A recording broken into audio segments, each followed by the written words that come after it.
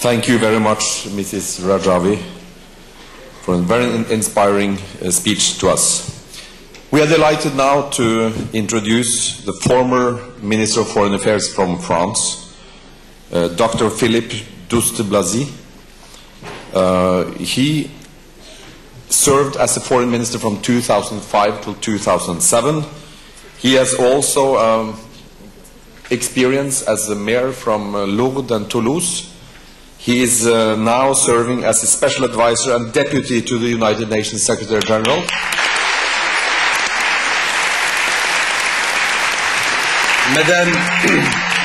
Merci.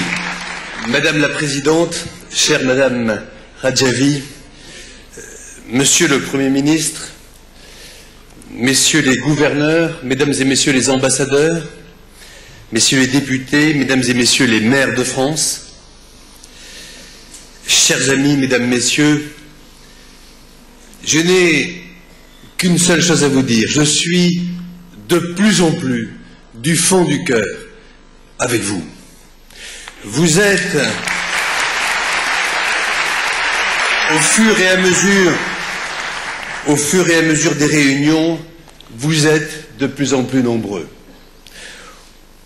Au fur et à mesure des réunions, vous êtes de plus en plus nombreux parce qu'un idéal de démocratie et un idéal de liberté vous animent. Vous êtes de plus en plus nombreux parce que vous voulez protéger cette flamme de résistance qui réchauffe les cœurs de nos amis d'Ashraf. Et c'est justement d'Ashraf et de ses résidents dont je voudrais vous parler cet après-midi. Ces hommes et ces femmes au destin étrange que l'on peut croiser rarement dans la vie, si ce n'est dans les pages d'histoire. Chacun d'entre eux a traversé 1000 épreuves. Chacun d'entre eux a traversé la torture, l'assassinat d'un époux ou d'une épouse par un régime sanglant. Certains ont eu la douleur de voir impuissant la mort subite d'un père ou d'une mère qui ne pouvait supporter la terrible nouvelle de l'exécution de son fils ou de sa fille. Certains ont vu hélas leur famille entière décimée dans le grand massacre de 1988 dans les prisons. Ils ont pourtant survécu.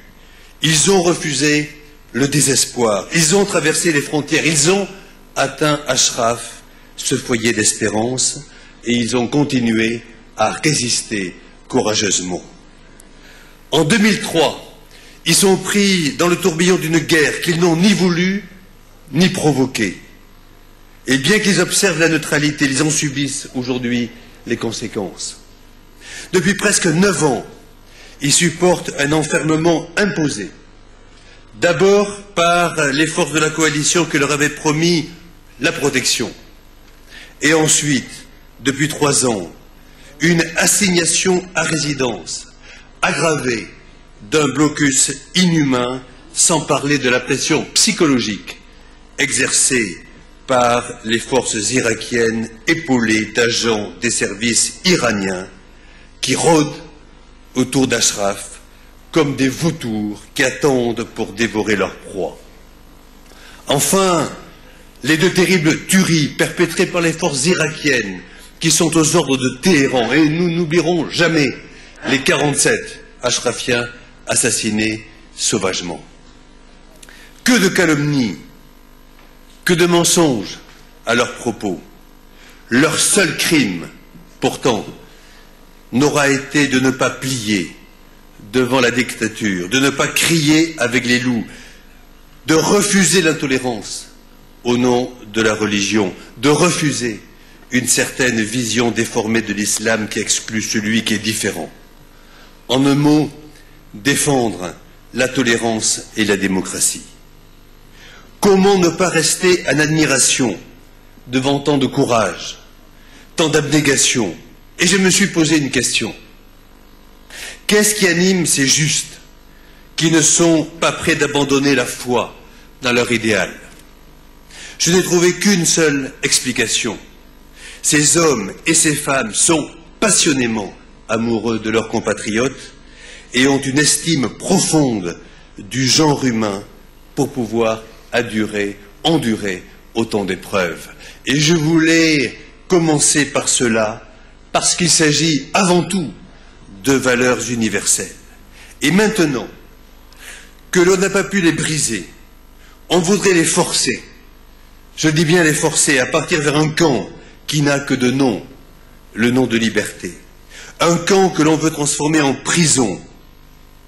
Quand on leur dit qu'ils devront abandonner volontairement leur demeure sous peine de massacre, cela ne signifie rien d'autre qu'un déplacement forcé. Alors, comme secrétaire général adjoint des Nations Unies, j'ai entendu dire que la MANUI annonçait que ce camp Liberty serait prêt à accueillir les habitants. Et pourtant, après avoir téléphoné au directeur général du Haut Comité pour les réfugiés, M. Gutiérrez, et je tiens ici à souligner le courage de M. Gutiérrez et du HCR, non, le HCR ne s'est pas prononcé sur les normes des droits de l'homme. Il ne s'est prononcé que sur quelques petits détails techniques, mais il ne s'est pas prononcé sur l'essentiel, c'est-à-dire le respect des droits de l'homme.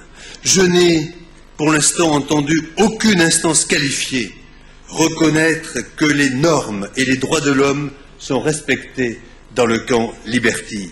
Le Haut Comité pour les réfugiés a également insisté sur la nécessité de la libre circulation, qui n'existe pas aujourd'hui au camp Liberty. Or, sans cette liberté fondamentale, le camp Liberty n'est en effet rien d'autre qu'une prison. On ne peut que s'indigner quand on voit que, 1. Les opposants iraniens seront interdits de sortir une fois entrés, comme pris au piège. 2. Que les avocats et des habitants seront interdits d'accès au camp. C'est contre toute convention internationale. 3. Que l'accès libre aux services médicaux devra dépendre de l'accord du gouvernement irakien. Et 4. Qu'il n'existe aucune structure pour les blessés et les patients gravement malades, sachant qu'ils sont si nombreux à être là à la suite de sévices infligés. Je suis allé dans pas mal d'endroits où on faisait la guerre comme médecin. Mais partout, il y a une règle, c'est de laisser rentrer les médecins là où ils doivent rentrer, là où il y a des malades. Et je voudrais ici profiter de cette tribune pour condamner le plus fermement possible cette inhumanité qui consiste à empêcher des malades d'avoir des médecins.